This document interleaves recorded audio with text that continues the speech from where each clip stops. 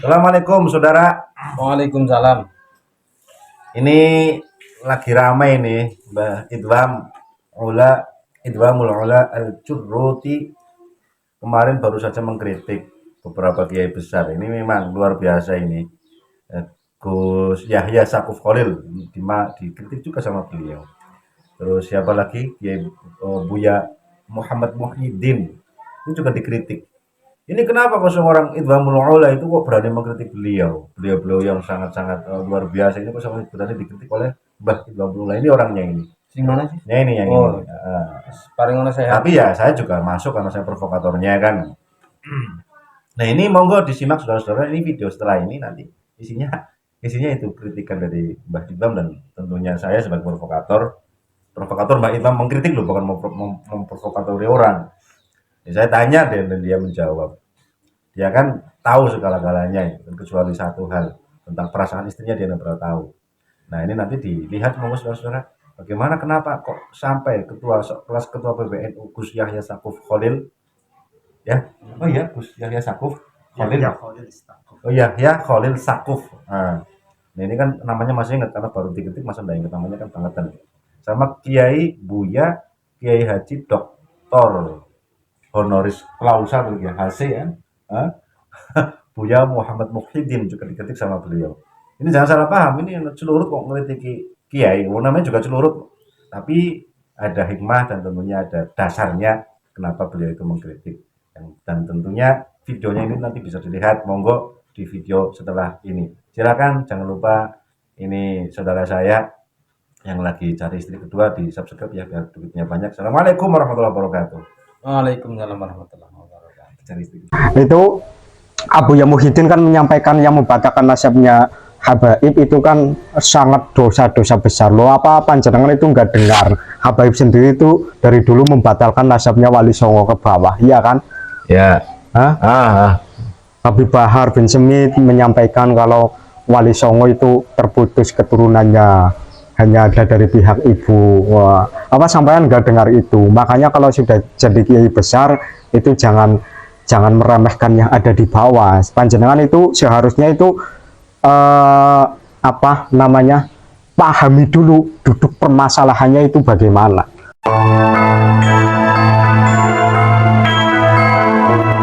Assalamualaikum warahmatullahi wabarakatuh.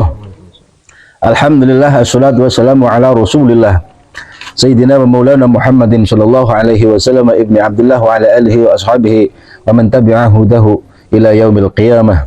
Amma ba'd.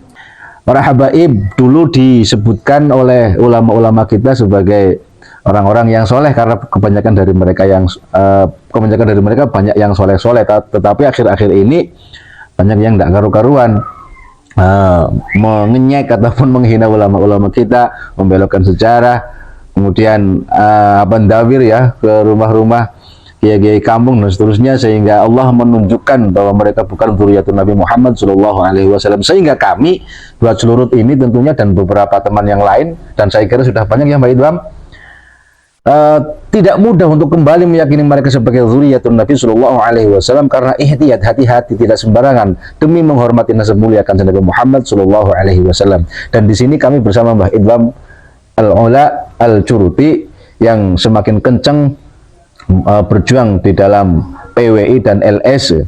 Beliau punya hujjatun balighah, beliau memiliki hujjatun wasi'ah, beliau memiliki hujjatun yang tidak tertandingi oleh hujjahnya Zaini ataupun Gus Rumel. Dan beliau itu mewarisi ataupun mungkin pernah bertemu dengan malaikat mungkar nakir sehingga kalimat-kalimatnya itu keras.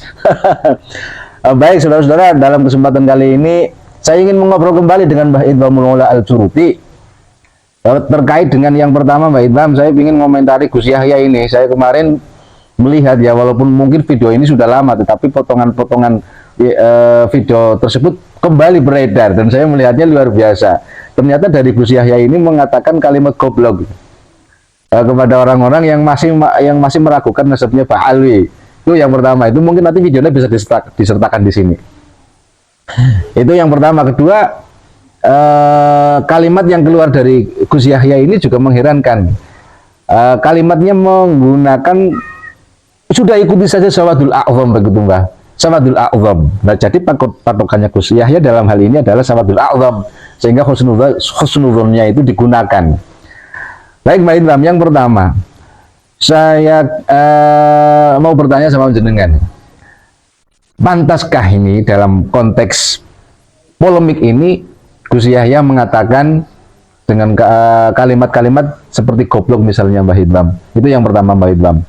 Kalau menurut saya sih, gimana seandainya dibalik loh yang berkata itu ulama-ulama kita yang mendukung Gus Yahya Imad, apa yang terjadi begitu Mbah Idham? Menurut Mbah Idham bagaimana ini komentarnya terkait dengan kalimat Gus Yahya sebagai ketua umum PBNU, kemudian beliau dengan entengnya mengatakan goblok terutama kepada kita gitu Mbak, apa memang kita goblok banget atau gimana gitu ya Mbak?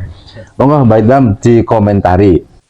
Assalamualaikum warahmatullahi wabarakatuh. Waalaikumsalam warahmatullahi wabarakatuh. Terkait dengan statementnya Gus Yahya selaku ketua PBNU, itu menurut saya kurang bijak. Karena apa? Karena satu, beliau menyebutkan atau menyematkan istilah apa tadi, goblok kepada orang yang tidak setuju atau sekelompok orang yang tidak setuju bahwa habaib itu zuriatur rasul. Ini ketika keluar dari lisannya sosok ketua PBNU, menurut saya ya kurang etis itu. Karena apa? Karena PBNU itu kan orang tuanya Nahdiyin semua kan, dari Sabang sampai Merauke, bahkan NU yang ada di luar negeri itu kan orang tuanya kan PBNU. Otomatis seharusnya sikapnya PBNU menurut saya itu minimal ya menjadi penengah lah. Dengan adanya konflik polemik nasab ini lebih bijak berada di tengah, atau mungkin berada di tengah itu mengadakan, bisa saja dengan cara mengadakan bahsul masail. Karena apa? Saya berpendapat mengadakan bahsul masail karena ini pertikaiannya kan pertikaian ilmiah loh. Kubu Kiai Imaduddin mengatakan, berstatement kalau dzurriyyah Rasulullah itu bukan habaib, terus kubunya habaib itu tetap saja mengakui dirinya itu cucunya Rasulullah dengan masing-masing hujahnya. Maka menurut saya di sini PBNU itu apa namanya, memfasilitasi minimal itu tadi, mengadakan bahsul masail nasional. Iya kan? Jangan menggoblokkan begitu. Iya, jangan menggoblokkan. Karena yang tidak mengakui habaib sebagai dzurriyyah juga kami punya hujah. Kan begitu. Tinggal hujahnya itu lebih kuat mana, kan PBNU harusnya mempertemukan antara kedua kubu ini. Itu menurut saya. Terus kenapa kok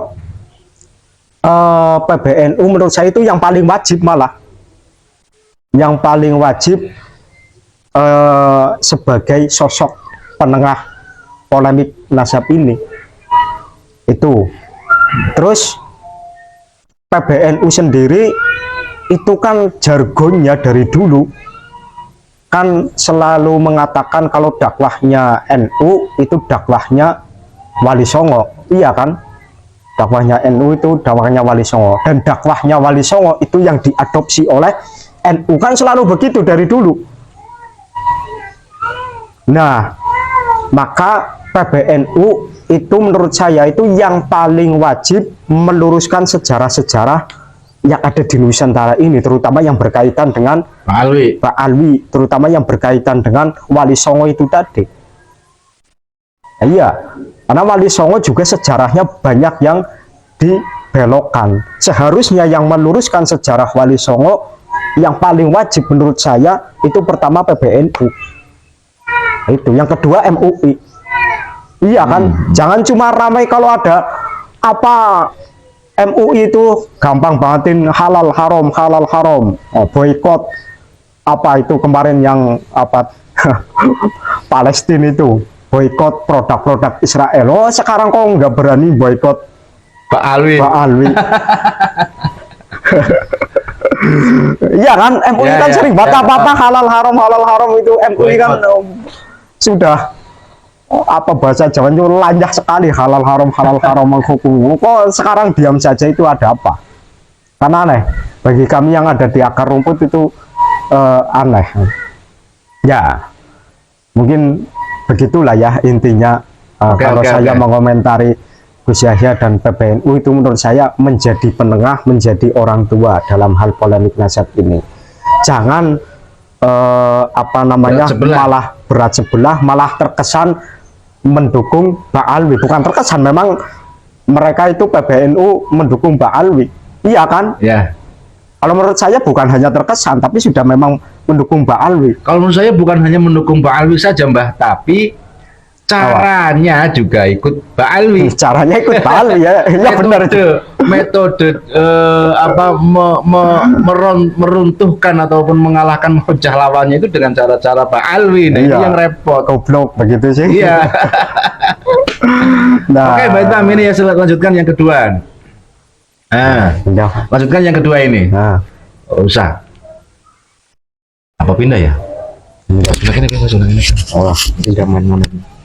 Profesional. Cek. Oke, ini yang kedua Mbak Idham. Gus Yahya berhujjah agar kita tetap husnuzon terhadap para habaib ini dengan sawadul a'zam. Ya, mayoritas ulama, mayoritas masyayikh. Kemudian dari dulu lama-lama juga tidak ada yang mempermasalahkan. Nah, ini saya punya pikiran kayak gini Mbak Idham. Dan nanti dikomentarin jenengan sawadul a'zam ya, itu kan memang dari dulu karena Mbak Alwi ini belum bikin masalah, sehingga mayoritas ulama-ulama kita dengan banyaknya klan Mbak Alwi yang soleh-soleh, dengan banyaknya klan Mbak Lawi yang alim-alim memiliki karya-karya yang banyak seperti Syekh Salim bin Sumer Al-Hadrami pengarang Sapina ya, ataupun yang lain pengarang kitab Bughyatul Mustarsyidin, Habib siapa itu namanya Mbah? Ya, lupa saya. Nah itu kan sehingga sahabatul a'zam pada saat itu ya mengakui ataupun tidak mempermasalahkan habaib sebagai dzurriyyatun Nabi, tetapi menurut saya tidak menutup kemungkinan sahabatul a'zam akan berubah Mbak Idham. Ya kan? Tidak menutup kemungkinan sahabatul a'zam itu akan berubah, sehingga nantinya kalau memang betul para habaib ini adalah bukan dzurriyyatun Nabi, pasti Allah akan menampakkan walau bagaimanapun caranya, siapapun yang mendekenginya, siapapun yang membelanya, kalau memang mereka ternyata betul-betul keturunan Yahudi, tetapi mengaku sebagai cucunya Kanjeng Nabi, pasti akan Allah hajar dan akan Allah singkirkan dan akan Allah buka. Apakah ini mungkin tidak dipedulikan atau bagaimana oleh Gus Yahya sehingga dengan endingnya mengatakan goblok bagi orang-orang yang meragukan nasabnya habaib sebagai dzurriyyatun Nabi. Mbah Idham punya komentar apa enggak terkait ini? Monggo Mbah Idham. Gagal nangane suara surat. Saya mau bertanya kepada sampean. Oke. Al-Quran itu ada teori nasih mansuh enggak? Ada dong. Al-Quran saja ada teori nasih mansuh kok. Ya. Apalagi sawadul a'zam. Apalagi sawadul a'zam. Apalagi husnudzon. Apalagi husnudzon. Iya kan? Iya. Al-Quran saja itu kalamullah itu ada apa? Kalau bahasa itunya amandemen. Iya kan? Nasih mansuh. Apalagi hanya tentang sawadul a'zam yang tadi sudah dijelaskan oleh panjenengan. Ya karena memang Allah itu dulu belum menunjukkan kebatilan mereka. Kalau sekarang kan sudah, kebatilan mereka itu sudah ditunjukkan oleh Allah. Kita bisa melihat dengan mata, dengan telinga, bisa mendengar. Itu. Dan kalau ukurannya sawadul a'zam, menurut saya ini sekarang sawadul a'zamnya itu malah mayoritas Nahdiyin sudah tidak lagi mengakui mereka sebagai dzurriyyah Rasul, malah. Ini yang masih kekeh kan hanya PBNU saja menurut saya, dan beberapa ulama-ulama yang mungkin terlalu hubban jama itu. Ya mungkin gitu juga Mbah, yang merasa menjadi sahabatul a'zam yang mereka itu sendiri Mbah. Iya. Sementara yang dibawa kayak Gus Abbas itu tidak. Ya kalau seperti ini nanti mungkin ada korelasinya, ada kesamaannya dengan seorang Buya ya. Kalau tidak salah Buya siapa itu, nanti videonya juga bisa ditampilkan lagi di sini, yang mengatakan kiai-kiai yang meragukan nasabnya habaib adalah setan yang bersorban, iblis yang bersorban. Kan saya juga, masya Allah kok seperti ini ya. Nah, itu kan berarti tidak menjawab secara ilmiah. Sebentar, kiai itu juga Buya siapa kalau nggak salah, Buya Muhammad Muhyiddin kalau nggak salah. Nah itu sangat frontal sekali mengatakan iblis yang bersorban. Ini makanya kita harus tentang, kita harus ingkari mereka, ya. Kita harus dustakan mereka. Kita harus percaya kepada para ulama-ulama Allah. Mereka bukan ulama. La wallahi, alfa wallah, 1000 wallahi, mereka bukan ulama. Tapi mereka adalah setan-setan yang berbaju ulama. Setan-setan, iblis-iblis yang berbaju ulama, yang bersorban. Harus melawan mereka dan seterusnya. Padahal seorang santri itu, menurut saya Mbak ya, santri ini kan dulu itu kalau ada sebuah teks di dalam kitab salaf, kitab yang dipelajari itu ada teks kok yang tidak sesuai dengan apa yang ada di benak kita ya, ada di benaknya santri, tidak berani langsung mengatakan aswabu kadza, tapi la'ala swab kadza. Mudah-mudahan yang benar ini, bukan ini, seperti ini. Dulu seperti itu Mbak, tapi sekarang kita melihat yang bukan santri lagi. Kalau kita kan santri ya Mbak, yang masih ada kemungkinan bisa berubah. Tapi dalam urusan keyakinan Pak Ali sebagai zuriyah Nabi ya hayhata kayaknya ya Mbak ya. Nah ini kok melihat seseorang yang sudah bukan santri lagi, kalimatnya mengibliskan, kemudian mensetankan orang yang jelas-jelas punya karya banyak dan punya hujah yang kuat, dan landasannya adalah hubbun Nabi Sayyidina Muhammadin Sallallahu Alaihi Wasallam. Monggo Mbak Idham, digandingkan mungkin dengan Gus Yahya Saquf terkait dengan masalah polemik ini. Kalau Gus Yahya Saquf menggoblokkan dan menggunakan hujah sawatul a'zamnya, tapi kalau Kiai Buya Muhammad Muhyiddin itu mengatakan kiai-kiai yang tidak meyakini habaib sebagai dzurriyyatun Nabi dengan sebutan iblis bersorban dan setan bersorban. Ini bagaimana Mbah Idham? Saya pusing mau ngerokok ini Mbah. Saya jawabnya simpel saja lah. Gimana? Iblis itu kan kalah pintar dengan Adam. Begitu Ya, Mbah. iblis kan kalah pintar dengan Nabi Adam. Maka hujahnya ya apa? Ya menghina khalaqtani min nar wa khalaqtahu min tin. Yaitu. Ya di mana-mana kalau Kalah hujah seperti itu. kalau hujah kalau hujah ya seperti itu kayak iblis tadi. Kalau hujah ya khalaqtani min nar wa khalaqtahu min tin. Ya, iblis kan kayak gitu karena apa? Ya memang kalah hujah, kalah pintar dengan Nabi Adam, akhirnya nyerangnya menghina. Ini kan kita yang dituduh iblis. Hah? Kita yang dituduh Ya kan iblis. masyarakat bisa menilai sendirilah. Itu saja jawaban saya. Jadi terima saja Mbak kita dikatakan iblis Mbak. Hah? Terima saja dikatakan iblis. Ya terima, karena saya sudah mengisbatkan diri sebagai al-curuti. Kok silahkan mau dikatain apa saja, tapi dalam hal kebenaran ini saya maju terus. Begitu ya. Ya iya. Ro'yi suwabun yahtamilul khoto, tetap ya Mbak ya. Wa ro'yu ghairi khoto'un yahtamilul suwab. Loh, mau jadi mujtahid itu kan kata-katanya Imam Syafi'i Mbak. Tidak apa-apa walaupun itu kata-katanya Imam Syafi'i, tetap kita pakai kan, tidak masalah toh. Ya malah Satu lagi ini ya, Mbak. monggo. Ada makalah yang rame ataupun yang dikenal oleh kalangan santri itu kan, al-muhafazah 'alal qadimis sholih wal akhdhu bil jadidil aslah. Kenal apa Anda itu Mbak? Ya masyhur. Kenal kan, itu kan masyhur, kalau makalah itu masyhurah di kalangan santri. Nah ini terkait dengan sawatul a'zam itu. Selain panjenengan tadi mengatakan Quran saja dan nasikh dan mansukh, kenapa husnudzonnya para masyayikh tidak bisa ditinjau ulang begitu ya Mbak ya? Nah Ini takutnya nanti akan kemana-mana saya, Mbak. Takut, aduh, jangan-jangan kok malah seperti ini kok. Ya Allah, saya bingung betul. Kok seperti ini? Kenapa memposisikan diri seolah-olah mereka itu tidak bisa tersentuh oleh kritik siapapun termasuk santri gitu loh, Mbak. Ini ada apa? Jangan-jangan yang dituduhkan kepada kita sebagai setan yang tidak bersorban, kita kan nggak pakai sorban, Mbak.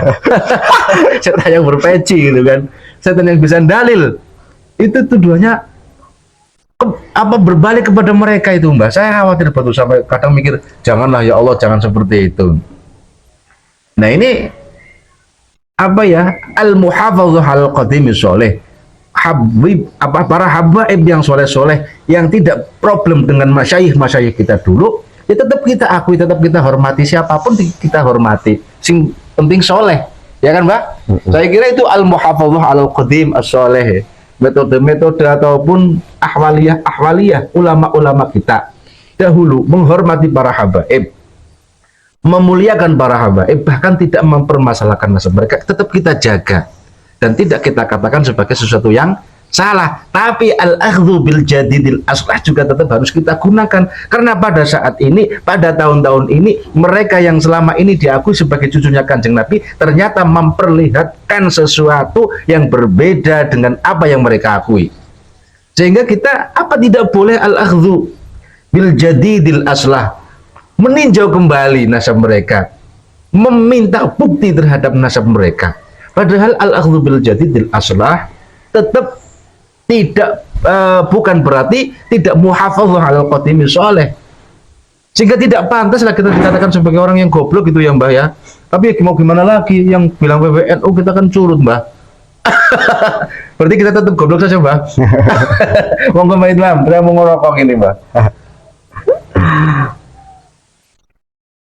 Saya juga dengar juga sedikit itu ceramahnya siapa tadi, Abuya Muhammad Muhyiddin itu yang Saya minta korek, Mas, sebentar. yang menyampaikan, yang membatalkan nasabnya habaib Pak Alwi itu akan mendapatkan dosa besar, itu kan dia menyampaikan begitu kayaknya kalau nggak salah. Dan saya itu jadi aneh dengan, nah ini mungkin afatnya kiai kalau sudah besar begitu, maka sampai kalau sudah jadi kiai besar itu jangan sok masai. Saya gimana? Ya maksudnya begini, afatnya kiai kalau udah besar kan biasanya nggak mau mendengarkan kritikan santri-santri yang atau akar rumput Nahdien yang ada di bawah ini. Ya, Sul kan? adab. Itu Abuya Muhyiddin kan menyampaikan yang membatalkan nasabnya habaib itu kan sangat dosa-dosa besar loh. Apa panjenengan itu nggak dengar habaib sendiri itu dari dulu membatalkan nasabnya Wali Songo ke bawah, iya kan? Ya. Habib Bahar bin Semit menyampaikan kalau Wali Songo itu terputus keturunannya hanya ada dari pihak ibu. Wah, apa sampean nggak dengar itu? Makanya kalau sudah jadi kiai besar itu jangan meremehkan yang ada di bawah. Panjenengan itu seharusnya itu apa namanya, pahami dulu duduk permasalahannya itu bagaimana kan. Iya, kenapa kok sekarang banyak orang yang tidak percaya lagi habaib itu zuriyah Rasul, itu duduk permasalahannya itu dipahami dulu, jangan terburu emosi, jangan terburu menyematkan gelar-gelar yang tidak pantas kepada orang, iya kan. Seharusnya kan punya sikap seperti itu. Toh panjenengan hanya sebatas kiai kan, abuya kan, yang artinya tidak masum kan. Oh iya. Dan golongan yang beliau bela juga bukan golongan yang maksum, karena apa? Bukan nabi.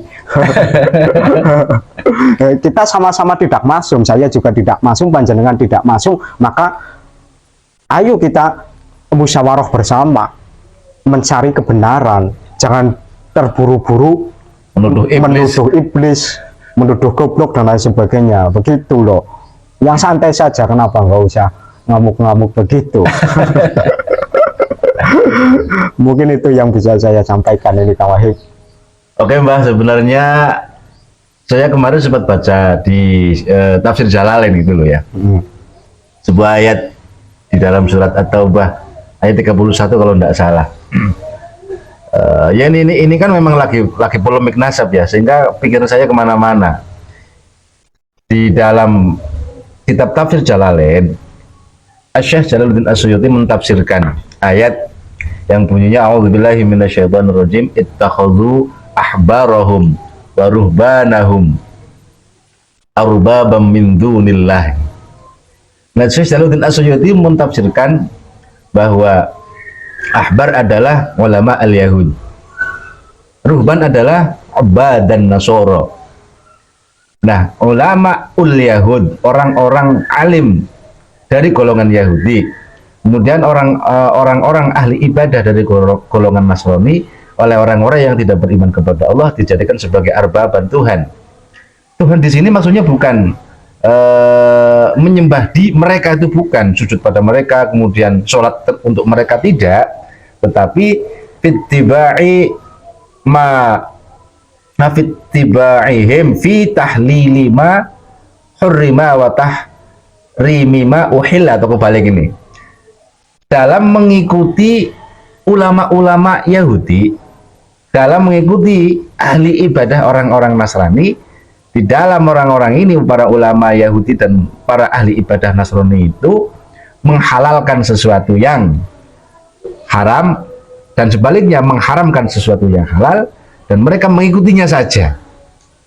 Nah, ini dikatakan sebagai ittikhadhuhum arbaban, dijadikan sebagai Tuhan, dan ini dikritik habis oleh Allah Subhanahu wa taala. Saya jadi ke situ loh, Mbah.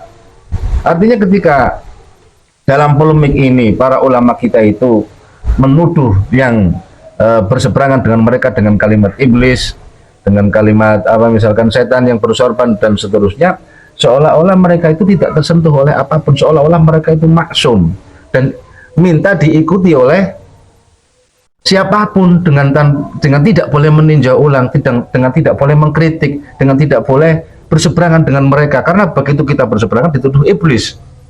Iya kan? Berarti ada arah agar kita itu ittikhadhuhum mutlakon, tidak tahu ini benar apa enggak, terus pokoknya ngikut. Padahal saya kira ulama-ulama kita tidak seperti itu. Ya silakan, kalau memang ada hujah yang lebih kuat, ya monggo, seharusnya kan seperti itu. Saya kira seperti itu, Mbak. Ya mungkin ini dulu saudara-saudara, mungkin sudah terlalu panjang kita ngomong, dan nanti kalau banyak yang tidak suka sama kita, akan kita dituduh iblis beneran, bahwa walaupun kita tadi barusan baca ayat Quran. Sekian dulu saudara-saudara, mohon maaf ya, zahiran wa batinan. Mudah-mudahan kita senantiasa diberi petunjuk oleh Allah untuk mencintai Kanjeng Nabi Shallallahu Alaihi Wasallam, mengikuti ulama, memberikan bisyarah terhadap zuriyah Kanjeng Nabi sesuai dengan dawuh-dawuhnya Kanjeng Nabi, tanpa harus suul adab kepada siapapun, termasuk apalagi terhadap ulama-ulama kita. Dan mudah-mudahan siapapun yang mencintai nabinya, apapun yang mereka yakini pada saat polemik ini, senantiasa diakui oleh Kanjeng Nabi sebagai umatnya yang besok di yaumul mahsyar, fi yaumiz ziham, tetap akan mendapatkan syafaat beliau. Allahumma amin ya rabbal alamin. Akhirul kalam, ihdinas siratal mustaqim. Assalamualaikum warahmatullahi wabarakatuh.